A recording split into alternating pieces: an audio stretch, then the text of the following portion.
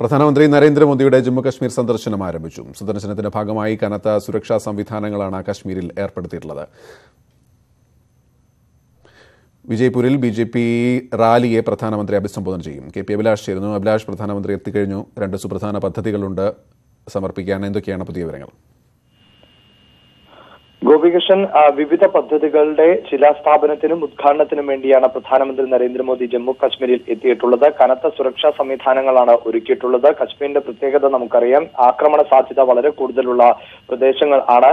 അതുകൊണ്ട് തന്നെ ഇന്റർനെറ്റ് സംവിധാനത്തിനടക്കം ഇവിടെ ഇപ്പോൾ നിയന്ത്രണം ഏർപ്പെടുത്തി കഴിഞ്ഞിരിക്കുന്നു. വിഘടനവാദി നേതാക്കൾ, ഹുറിയത്ത് നേതാക്കളെ ഉൾപ്പെടെ വീട്ടുതടങ്കലിലാക്കുകയും ചെയ്തിട്ടുണ്ട്. ഈ നിലയിൽ കനത്ത സുരക്ഷാ സംവിധാനങ്ങളാണ് ഇപ്പോൾ ഒരുക്കിയിട്ടുള്ളത്. പ്രധാനമന്ത്രി ജമ്മു കാശ്മീരിൽ നിന്ന് മടങ്ങുന്നതുവരെ ഈ നിലയിലുള്ള സുരക്ഷാ ക്രമീകരണങ്ങൾ തുടരുകയും ചെയ്യും. നേരത്തെ സൂചിപ്പിച്ചതുപോലെ ബൃഹത്തായ 2 പദ്ധതികളുടെ ഉദ്ഘാടനം അദ്ദേഹം നിർവഹിക്കുന്നു. ഒപ്പം എടുത്തു പറയേണ്ടത്, ഇത്തവണ ജമ്മു കാശ്മീരിൽ ജമ്മുവിലും കാശ്മീരിലും 2 എയിംസുകൾ അനുവദിച്ചിരുന്നു കേന്ദ്ര സർക്കാർ. ഈ 2 എയിംസുകളുടെയും ശിലാസ്ഥാപനം വിജയ്പൂരിലും അവന്തിപ്പൂരിലുമാണ് പ്രധാനമന്ത്രി ഇന്ന് നിർവഹിക്കാൻ പോകുന്നത്. അതോടൊപ്പം വടക്ക് കിഴക്കൻ മേഖലയുടെ വികസനത്തിന്റെ ഭാഗമായി ഇൻസ്റ്റിറ്റ്യൂട്ട് ഓഫ് മാസ് കമ്മ്യൂണിക്കേഷന്റെ ഉദ്ഘാടനം ശിലാസ്ഥാപനം അദ്ദേഹം ജമ്മു കാശ്മീരിൽ നിർവഹിക്കും.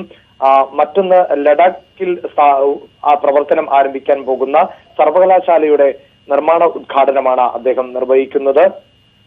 അതോടൊപ്പം തന്നെ വളരെ ബൃഹത്തായ ഒരു ഹൈഡ്രോ ഇലക്ട്രിക് പദ്ധതി, ജലവൈദ്യുത പദ്ധതിയുടെ ഉദ്ഘാടനം നിർവഹിക്കുന്നു. ചെനാബ് നദിയുടെ കുറുകെയുള്ള 1600 മീറ്റർ നീളം വരുന്ന പാലത്തിന്റെ നിർമ്മാണ ഉദ്ഘാടനം. ഇങ്ങനെ വിവിധ പദ്ധതികളുടെ, വികസന പദ്ധതികളുടെ നിർമ്മാണ ഉദ്ഘാടനവും ശിലാസ്ഥാപനവുമാണ് ഇന്ന് പ്രധാനമന്ത്രി നിർവഹിക്കുക.